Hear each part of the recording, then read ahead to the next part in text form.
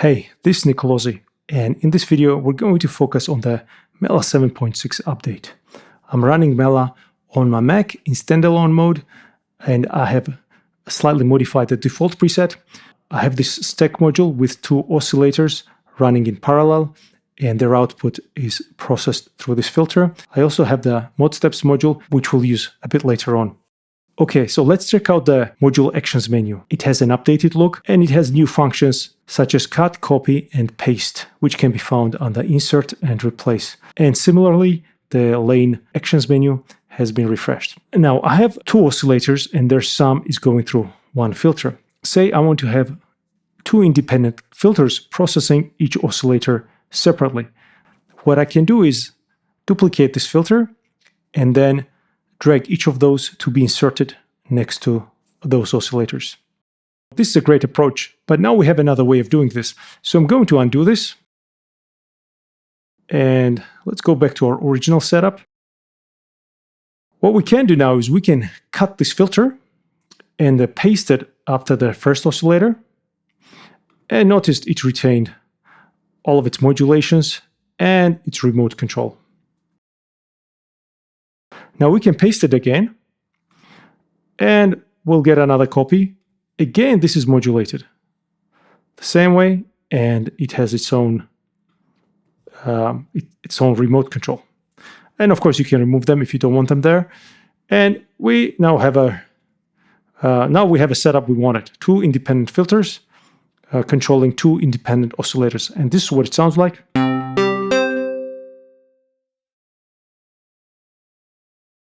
Now I want to show you that copy-paste functionality goes beyond the application.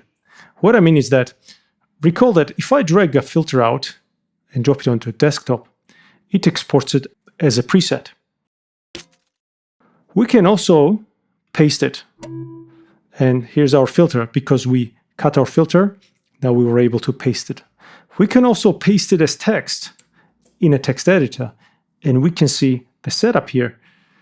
We have the modulations here, we have remote assignment, and all of its parameters. I can also modify this text. So let's go ahead and modify it. I don't want this modulations and remote assignment. I want to update the values here. Set the drive to 0, maybe frequency to 100%, maybe set resonance to 40%, use a second filter. And I want to use this as a master filter, so I'll call it master filter. And I'm going to copy this. And then I can come here and insert paste. And now we can see that our frequency is 100 Hz, resonance 40, it's using filter B, and it's no longer modulated. And it's called a master filter. And this is what it sounds like. Okay, now let's modulate our master filter using mod steps. Let's set it around 90%. Now that we know we can edit parameter values, why don't we manually edit mod steps? I'm going to cut this module. Instead of editing the resulting preset manually, I'm going to use an LLM. And you could use any LLM, of course. And I'm using Grok here. I've already written out the command. I told it to update the step sequencer by providing step values. And I told it to generate JSON. I can do a command option shift V to paste it in plain text, or I can just do command V and it will just paste the file. And let's see what it does.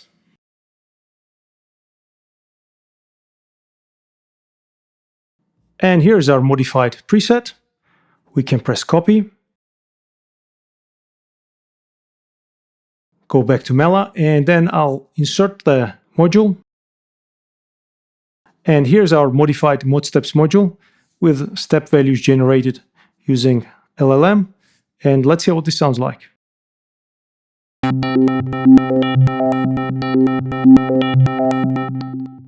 This is kind of an advanced feature. I don't expect most users to start editing the JSON file, but it's there if you want it.